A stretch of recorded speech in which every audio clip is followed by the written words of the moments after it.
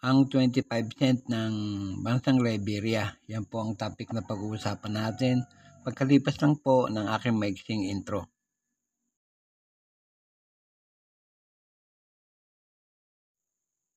Magandang araw po sa inyong lahat, lalo na sa aking mga kabarya at kapwa-kolektor. Sa lahat ng senior citizen at mga silent viewer, maging sa mga kaibigan natin dyan, magandang araw po. Ngayon pong araw ay may coin tayo dito sa ating harapan. Ang 25 cent ng bansang Liberia. Pag-usapan po natin. Sa harapang bahagi po ng barayang ito ay makakita tayo sa kanyang bandang gitna ng isang larawan ng native na babae ng Liberian. Yan po, nakaharap sa kaliwa. Yan. Tapos may star sa ibaba ang kanyang larawan. Ang nakapaikop na script po ay Latin. Sinasabing Republic of Liberia. Yan po ang harap na bahagi o reverse na bahagi ng barayang ito.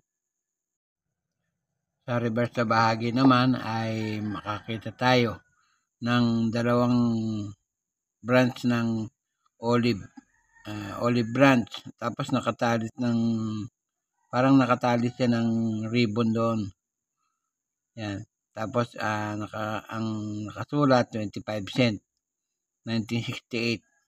Yan po maliwanag na nakasulat. Kung titignan naman natin ang kanyang edge, yan, rated. Ginawa po ang barya na yan sa tatlong pagawa ng barya sa ibang bansa. Una po sa Royal Mint, Lantrisan, United Kingdom. Nagpapagawa na po sila ng coin doon magbuhat 1968 hanggang sa kasalukuyan. Sumunod sa United States Mint of Denver. Tapos sa United States Mint of San Francisco. Yan po ang mga pagawa ng coins na kanilang pinagpagawa ng barya na yan. Ito nga pong baryang ito ay nanggaling sa bansang Liberia.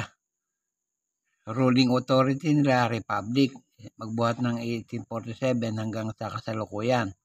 Standard circulation coin po yan. Ang taon ng kanyang pag-iral, nag-umpisa na 1966 hanggang 1975. Ang value po, 25 cent. Kung i-compare naman po natin sa Philippine peso, yan po ay nagkakalaga ng 0.07 centavos. Ang currency po nila, dollar. Nag-umpisa po ng 1943 hanggang sa kasalukuyan. Ang komposisyon po yan, copper nickel. Tumitimbang po ng 4.8 grams at may diameter na 23 mm. Ang hubog po ay bilog. Yan, makikita nyo naman. Mid po ang technique na ginamit dyan at coin alignment ang orientation. May number po yan na N number 10994 at reference number na KM number 16A.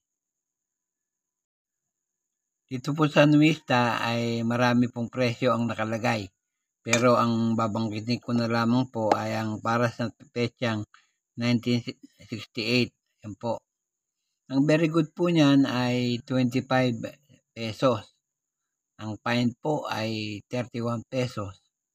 Ang very fine po, 55 pesos. At ang extra fine ay 55 pesos din.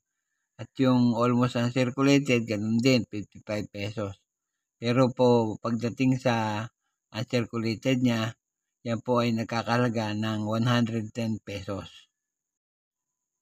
Sa eBay naman po, wala akong makitang record. Maski sa News Corner o sa isa pang tingin na natin ng barya. Wala akong makitang presyong nakasulat. Kaya, yan lamang po at wala nang iba. At gaya ng dati, bago ako matapos sa aking content ngayong araw, ay nais ko namang muli kayong pasalamatan sa inyong walang sawang pagsubaybay sa aking mga video. Salamat po ng marami. Walang tigil at walang sawa po akong nagpapasalamat sa inyong lahat sapagkat lagi kayong nandyan at nakasubaybay sa aking mga video. Yan po ay magbuhat sa aking puso. Salamat po ng marami.